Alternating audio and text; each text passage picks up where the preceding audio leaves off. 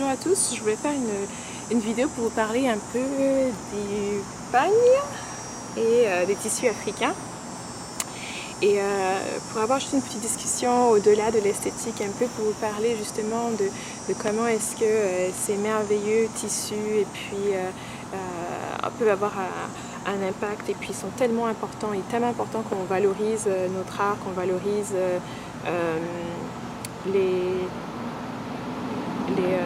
les créations que nous avons dans nos différentes cultures et puis qu'on les utilise, qu'on maximise leur utilisation afin qu'ils peuvent complètement nous servir de la façon dont ils ont été, selon la façon dont ils ont été conçus. Donc moi je voulais montrer, c'est une des jupes que j'ai qui est vraiment magnifique avec des couleurs, des symboles, des lignes et puis des mouvements qui font que ça produit un message assez spécifique que j'utilise justement pour pouvoir me connecter à ces énergies-là à l'intérieur de moi et les partager avec les autres. Donc ceux d'entre vous qui regardez ça ou les personnes que je vois lorsque je porte cette jupe. Donc par exemple ici on a des lignes de côté, on a aussi des grandes lignes et puis on a ce symbole qui ressemble un peu à la fleur de la vie. Pour ceux qui connaissent, je vais me mettre un peu plus proche et puis bien sûr à la fin de la vidéo je mettrai des couleurs comme ça, des images comme ça vous aurez plus une meilleure idée. Donc en principe je suis pas sûre que vous puissiez voir, mais là on a justement l'ensemble d'une fleur géométrique, de géométrie, comment on dit, la géométrie, on appelle ça souvent la géométrie. On appelle ça souvent la géométrie sacrée, qui est en fait des ensembles de lignes et de symboles et d'images qui ont une symétrie spécifique et un impact spécifique, que ce soit énergétique ou spirituel. Et donc, moi je voulais juste vous parler de l'importance justement qu'on valorise les éléments de notre culture, dont les pagnes, qui, de par leur couleur, et de par les symboles et les choses qu'on met dessus, ont un impact sur la personne qui porte l'habit, mais aussi sur ceux qui la voient avec ce tissu spécifique. On a beaucoup parlé des couleurs dans d'autres séries, et de l'importance des couleurs, de l'impact que les couleurs peuvent avoir sur le psyche, sur nos émotions, et puis tant sur la personne qui porte certaines couleurs que sur ceux qui sont justement en interaction avec ces couleurs-là, en vue de ces couleurs-là, sur qui ces couleurs-là sont projetées. Donc il peut y avoir un impact assez important là-dessus, dépendamment de comment on utilise les couleurs. On a vu par exemple que le rouge tendait un peu à réveiller l'agressivité et l'impulsion dans les autres et dans soi-même souvent. Et puis alors tandis que le noir par exemple était beaucoup plus là pour calmer, pour protéger et pour créer aussi parfois de la distance entre celui qui porte l'habit et puis les autres. On a vu notamment que le bleu est souvent utilisé notamment aussi par les politiciens pour aussi essayer d'influencer, de pacifier et puis bien sûr pour la communication avec les uns et les autres. Donc maintenant quand on regarde les tissus africains, on voit que c'est rarement des vêtements qui sont à couleur unie. Par exemple moi, si je regardais mon haut, c'est un petit haut, un tank top marron qui est de couleur unie. Et dans le monde occidental, on voit souvent que les vêtements sont de couleur unique. Donc on va avoir une seule couleur sur une chemise, sur un pantalon, sur un haut, sur une robe, etc. etc. Et c'est vraiment dans des cas assez rares ou exceptionnels ou rares, exceptionnels ou de certaines occasions où on va utiliser par exemple soit un habit avec des peaux d'animaux ressemblants ou des lignes et des quadrillages, des choses comme ça. Mais en général, quand vous vous promenez dans la rue au jour le jour, les gens vont porter des vêtements avec une seule couleur unique. Contrairement justement en Afrique, dans la plupart des cultures africaines, on utilise des couleurs en combinaison avec non seulement des symboles, mais aussi un mariage entre les différentes couleurs. C'est vraiment au contraire très rare de voir une personne qui va porter une couleur unique toute la journée, toute la semaine, toute l'année. C'est vraiment, ça c'est plus l'exception que la règle, c'est un peu contrairement à l'Occident. ça relate, ça touche, ça démontre, ça exprime aussi la complexité de notre culture, la complexité de notre vision des choses, parce que nous, on n'est pas résumé à une seule couleur. On ne s'affiche pas juste, on n'a pas cette façon de penser qui est un peu linéaire. On va toujours voir des choses en complexité. Sur cette jupe, par exemple, vous avez du orange, vous avez du bleu, vous avez du vert, vous avez aussi du brun qui vient en fait, qui marie très beaucoup un peu les énergies de la Terre. On a le feu, on a l'eau, on a l'air. Puis on a même un petit peu le vent, et puis on a aussi comment est-ce que ces couleurs-là sont alignées,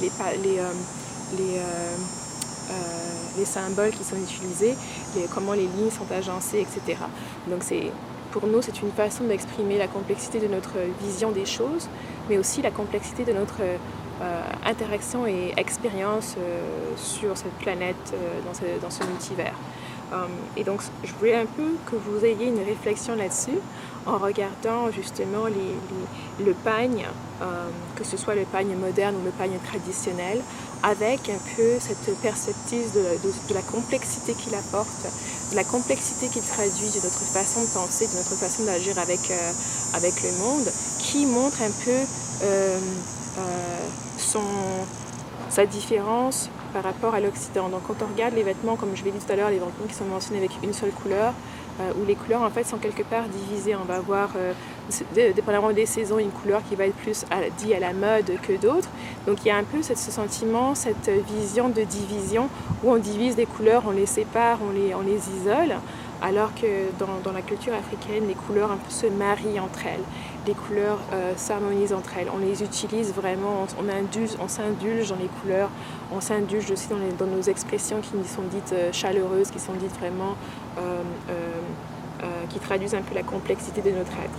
Et on va voir que les couleurs sont utilisées en abondance. Si vous allez n'importe où en Afrique, c'est vraiment...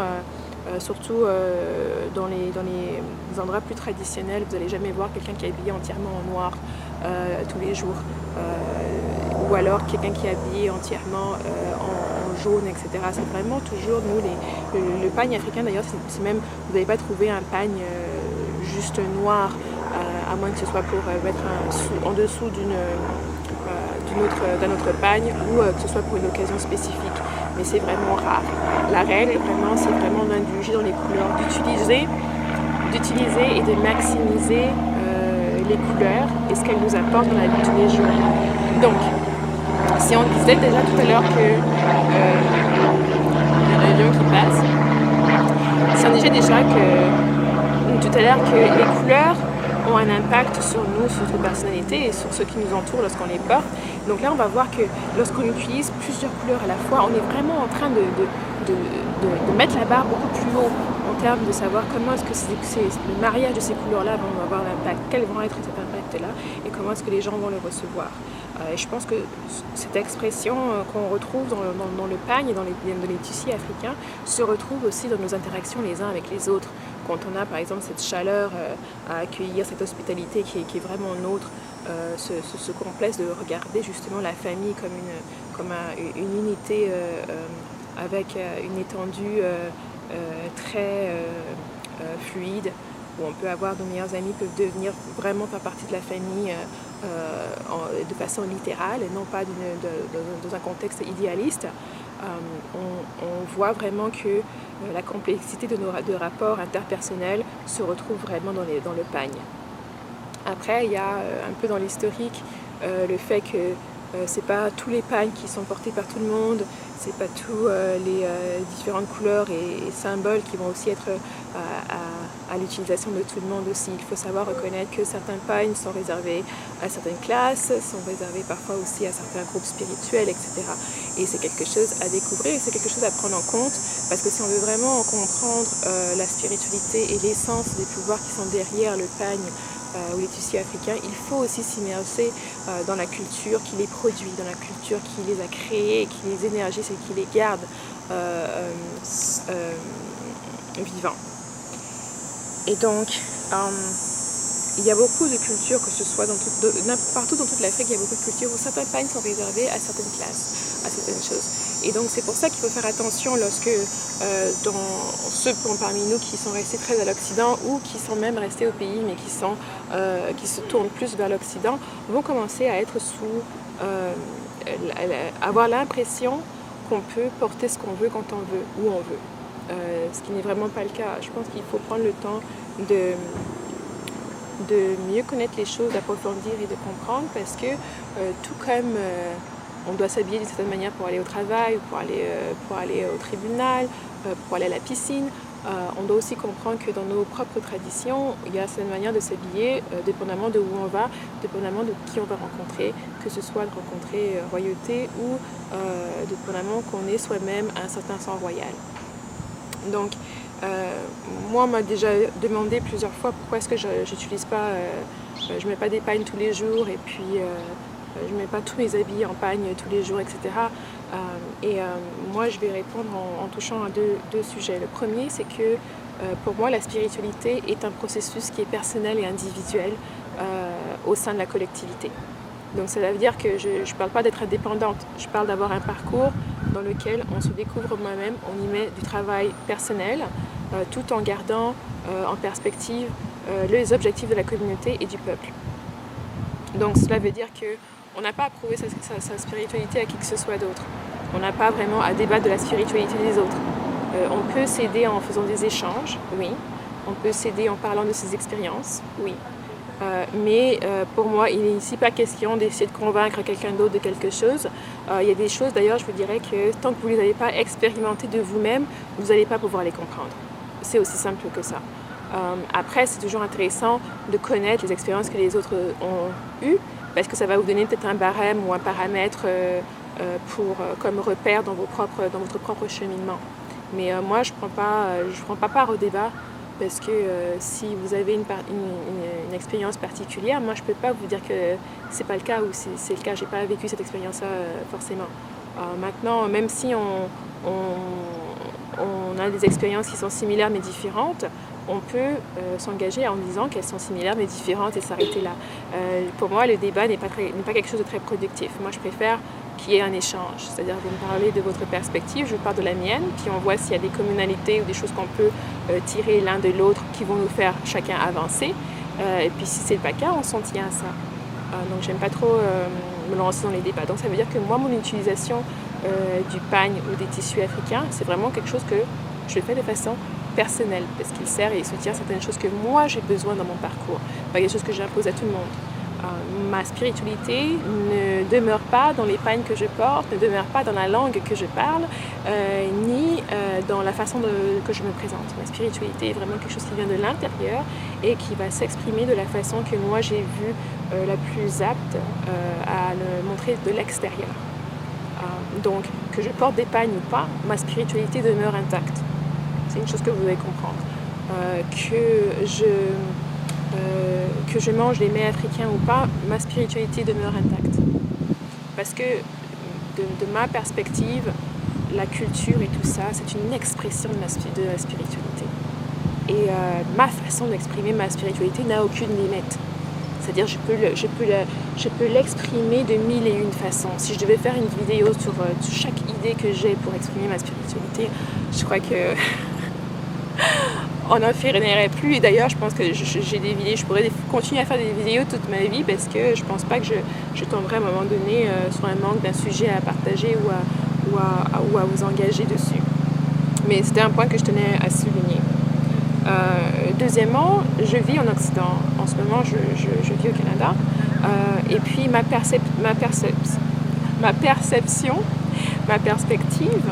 et comment je porte mes tissus africains et mes habits africains.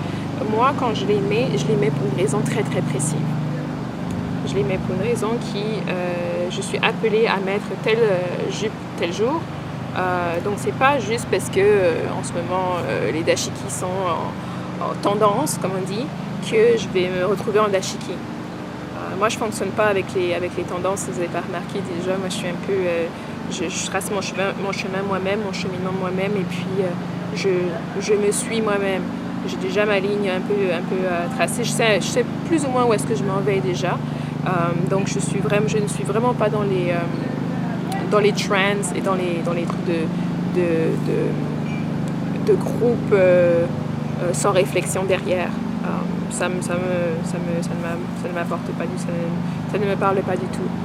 Donc lorsque je me lève un jour et puis je dois porter un vêtement précis, c'est parce qu'il y a une raison précise derrière. Je n'ai pas à montrer, quand je suis au travail, je n'ai pas à démontrer que je suis africaine en portant une jupe des pagnes africains. C'est pas à moi de ça de démontrer que ce soit à un autre africain ou à qui que ce soit d'autre. Comme je l'ai dit, ma spiritualité ne réside pas sur ce fait-là. Maintenant, quand j'achète des tissus ou que j'achète des habits en pagne africain, je les achète avec une certaine conscience, une certaine réflexion, une certaine ouverture et intuition derrière. Donc ce sont des habits qui ont des symboles spécifiques, des couleurs spécifiques qui vont me servir dans des engagements ou des choses spécifiques. Par exemple, cette jupe que je vous montre, il y a 2 ans, je l'ai portée pour aller à une conférence à Vancouver, une conférence où je devais présenter dans une faculté de droit à Vancouver. Et donc, c'était pour moi, le but précis était de pouvoir introduire justement ce symbolisme, ces couleurs-là dans un milieu où je savais qu'il n'y en avait pas à en avoir. Il y avait beaucoup de choses que je devais faire à ce moment-là et puis cette jupe était l'outil en fait qui m'a amené à faire ça. Puis déjà de toute façon c'est une jupe qui est magnifique, donc c'est pas difficile pour moi de me faire remarquer avec, d'avoir des compliments, etc. Mais de l'utiliser dans un cadre aussi conservateur que le droit et d'exposer ces personnes-là qui n'avaient jamais été exposées à ça était parmi les raisons pour lesquelles je devais la porter ce jour-là. J'avais mis une chemise blanche en dessous, rentrée en dessous avec cette jupe et puis des ballerines et puis c'était un mariage simple mais très très puissant. Et c'est comme ça que je regarde moi mes habits en général. Je ne suis pas les trends et les trucs de magazine. Je porte mes habits avec une réflexion qui est derrière, une raison spécifique derrière. Il y a un volet dans mon programme sur comment créer des espaces sacrés qui parle de pourquoi est-ce que les objets que vous amenez chez vous doivent avoir une signification précise et doivent avoir un but précis, doivent être chez vous parce qu'ils servent un objectif. Vous ne devriez pas généralement avoir des objets que vous déniez ou des objets que vous ne savez pas pourquoi ils sont là dans votre maison. Ça peut avoir un impact énergétique important ou créer des pertes d'énergie chez vous. Mais enfin, c'est un programme qui va bientôt sortir, vous pourrez bientôt l'acheter et puis en connaître tous les détails. Comme d'habitude, c'est toujours avec une formulation, une présentation qui est simple et abordable pour que toute personne qui n'a même pas vu mes vidéos puisse facilement comprendre et facilement faire les changements nécessaires s'il y en a. Donc pour moi, mes habits viennent tout à fait en compte, ce sont des outils aussi qui me permettent aussi d'exprimer comment je ressens, qui me permettent aussi de faire un travail sur moi, le fait que moi je puisse regarder et porter, c'est la fleur de vie qui est sur ma jupe, ça va avoir un effet déjà sur mon subconscient avec cette image qui va être là présentement sur moi toute la journée. Donc ça rentre en compte quand je choisis mes propres tissus. C'est sûr que quand on vous offre un pagne, c'est un peu plus difficile parce que c'est vraiment la personne estime et juge ce qui va peut-être vous plaire. Et là, ça peut être tendance, mais c'est quand même un appel à la réflexion parce que quelque part, il n'y a pas un hasard comme on dit. Et donc, si quelqu'un vous offre un pagne, il faut bien regarder en fait le pagne, les différentes lignes qui sont dessus, les couleurs, chercher la compréhension, essayer de voir aussi le ressenti que vous avez envers ce pagne-là. Et ça va beaucoup vous aider en termes de savoir, avant que vous ne le rejetiez ou ne le donniez à quelqu'un d'autre, d'avoir quand même ce questionnement personnel pour savoir comment est-ce que vous avez fait pour attirer ce pagne particulier dans votre vie, dans votre réalité. Je voulais profiter aussi pour vous montrer un autre pagne que je n'ai pas encore décidé ce que je vais en faire. J'utilise aussi souvent pour faire 2-3 petites autres choses. Mais c'est aussi un pagne que vous voyez, la couleur est très riche. Il y a toujours le bleu. Moi j'ai une affinité un peu depuis petite avec le bleu et je vous en dirai un peu plus dans d'autres vidéos. Mais il y a aussi le jaune et puis vous voyez un peu, il y a beaucoup de symétrie, de géométrie dessus. Et puis de forme géométrique aussi, moi j'aime beaucoup ça. Et donc là, c'est juste pour vous montrer, il y en a plein derrière que j'en ai juste pris un pour vous donner un petit aperçu de façon que vous sachiez un peu toutes les choses qui nous offrent, que les gens n'arrêtent pas de créer tous les jours. Et je pense que c'est magnifique, je pense qu'on devrait les encourager, puis on devrait aussi surtout continuer à valoriser les choses comme les pagnes qui sont nôtres, qui font partie de notre culture, et puis que souvent on laisse, on met à côté ou on banalise en fait. Ce pagne-là, je ne pourrais jamais le traiter comme n'importe quelle jupe que j'ai dans mon placard. Comme je l'ai dit, pour moi, en opposition un peu ou en contraste avec les habits dits occidentaux, tout ce qui est pagne, c'est vraiment un outil sacré. C'est vraiment quand je le porte avec une fierté de ma culture, de qui je suis, qui ressort avec une fougue sans égale. Je pense que je ne peux pas être plus fière de qui je suis quand je porte un pagne. Et c'est un peu ça que je voudrais un peu aussi vous amener à cette réflexion-là, de se dire qu'il nous faut valoriser nos créations, il nous faut valoriser notre art, parce que le pagne ou le tissu africain reflète la complexité de nos réalités. Ici, il reflète aussi la complexité de notre vision de la vie, de l'interaction. Et je pense qu'on va continuer à explorer ça lorsqu'on va parler de la signification de certains symboles. On va faire les symboles dits communs, mais aussi on ira aussi beaucoup plus dans les symboles proprement de chez nous, les symboles africains. J'ai pas mal travaillé avec les Adinkra, et puis je serai bientôt assez prête pour pouvoir vous présenter, discuter pas mal de choses là-dessus. Mais donc si vous allez chercher ou acheter des pagnes ou des habits avec des tissus africains, que ce soit dans la diaspora ou même au pays, prenez le temps de regarder les couleurs, prenez le temps de regarder les symboles qui sont dessus, laissez le pagne vous parler, laissez le pagne vous imprégner de l'énergie de ceux qui l'ont conçu, de savoir que toutes ces formes, toutes ces couleurs, ce mariage des couleurs vient de chez nous, vient de notre perspective de la réalité de la Terre. Et puis il y a un message qui est derrière, qui est pour chacune de nous, ou chacun de nous. Ce message va être différent selon les personnes. Les raisons pour lesquelles moi ce pagne m'a attiré, pour lesquelles j'ai acheté, ne vont pas être les mêmes que les vôtres.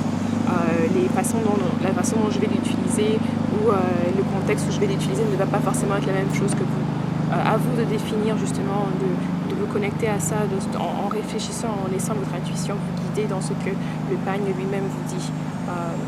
Souvent vous allez voir qu'il y a des journées où vous allez vous réveiller, puis ça va être l'idée de ce pagne, l'image de ce pagne-là qui va vous venir en termes de ce que vous devez mettre ce jour-là. Et il y a une raison derrière ça aussi. C'est un deuxième volet à pouvoir explorer. Mais en général, moi ce que je voulais vraiment, c'est vous encourager à vraiment valoriser le pagne africain, à le prendre comme un outil qui est sacré. Nous sommes des personnes spirituelles, c'est-à-dire que la spiritualité, c'est jamais quelque chose qu'on voit ou qui existe en isolement. La spiritualité s'infuse dans toutes les différentes parties de facettes de notre vie, que ce soit là où on décide d'investir notre argent, là où on décide d'investir notre énergie, le fait qu'on décide de soutenir une compagnie détenue par des Africains ou une autre, le fait qu'on décide justement de la façon dont on va porter ces vêtements-là. Et surtout, le plus important, la façon dont on va se comporter lorsqu'on porte ces vêtements-là. Justement, si vous regardez et si vous prenez, vous concevez que ces vêtements-là sont des outils qui sont sacrés, il va falloir que, conséquemment, vous vous comportiez d'une certaine manière honorable, d'une manière qui va honorer ces outils, qui ne va pas les souiller.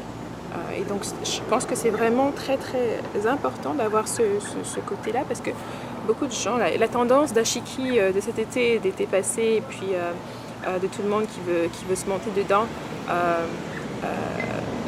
n'importe comment, je dirais. Je pense que les tendances ne nous servent pas quand on ne sait pas pourquoi on les fait et comment les utiliser à bon escient. elles ne nous servent pas du tout. C'est vraiment des concepts européens qui sont vraiment plus basés sur le capitalisme et le fait qu'il faut consommer. Donc pour pouvoir consommer, il faut qu'il y ait de nouvelles choses, il faut qu'il y ait de nouvelles choses qui sont offertes à chaque fois et à une certaine fréquence, ce qui ne va pas du tout avec notre propre vision des choses et de notre spiritualité. Donc porter des dashiki pour investir dans des compagnies africaines, c'est bien. Mais s'immerser et comprendre le travail que ça prend de produire un outil comme ça, de comprendre le rôle que cet outil peut avoir, le rôle que vous-même vous devez avoir en tant que représentant, en tant qu'ambassadeur lorsque vous portez ça, c'est beaucoup mieux que de juste suivre une tendance. Donc moi je disais vraiment ça pour vous encourager à justement avoir un peu sortir un peu de l'esthétique et à vraiment vous mettre en réalisant que ces outils, ces vêtements-là ont un pouvoir qui est magnifique, que vous pourriez utiliser si seulement vous vous mettiez, vous vous ouvrez et que vous comprenez la façon dont ils fonctionnent et ce qu'ils ont à vous offrir lorsque vous les portez. L'énergie qu'ils peuvent vous apporter justement quand on regarde une jupe comme ça, on ne peut que avoir un sourire, avoir une gaieté parce qu'il y a une énergie qui émane de ça, qui émane tant envers la personne qui le porte que vers ceux qui vont le regarder. Et donc ça c'est quelque chose à vraiment explorer et puis on va encore en parler un petit peu lorsqu'on parlera des symboles comme tels que mentionnés. Donc c'est tout, j'espère que ça vous a plu et puis moi je vais vous voir dans la prochaine vidéo. Bye bye!